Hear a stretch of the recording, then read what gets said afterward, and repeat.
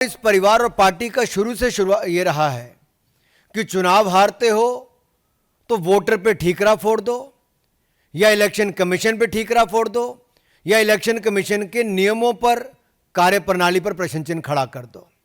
इंदिरा गांधी जी ने तो यहां तक कह दिया कि मतदाता मूर्खों का टोला है।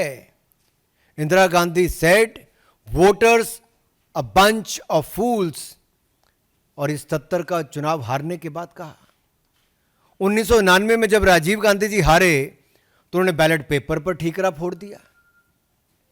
वो उस समय कहते थे इलेक्ट्रॉनिक मशीन लाओ, आज उनके सुपुत्र राहुल गांधी जी कहते हैं कि भाई ईवीएम बंद करो, वापस बैलेट पेपर पे जाओ। और ये एक के बाद महाराष्ट्र, हरियाणा, दिल्ली, अनेकों राज्यों और देश में 3 बार लगातार चुनाव हारने के बाद, 90 चुनाव हारने के बाद राहुल गांधी जी आरोप प्रत्यारोप पर लगातार जारी हैं। अब इनका मॉडस ऑपरेंडी क्या है राहुल जी का? चुनाव हारो, झूठे आरोप लगाओ, कभी इलेक्शन कमीशन में कंप्लेंट दर्ज मत कराओ, कभी सबूत मत दो, और लोकतंत्र को फर्जीवाड़ा करके एक तरह से जनता को भ्रमित करने का काम करो, लोकतंत्र को नीचा दिखाने का काम करो। मेरा राहुल गांधी से सीधा सवाल है, किस बात का डर है राहुल जी?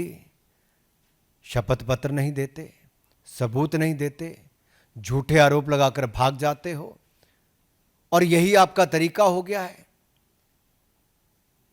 भ्रम फैलाया चुनाव के समय संविधान का लेकर, आज संवैधानिक संस्थाओं पर प्रश्न चिन्ह खड़ा करते हो।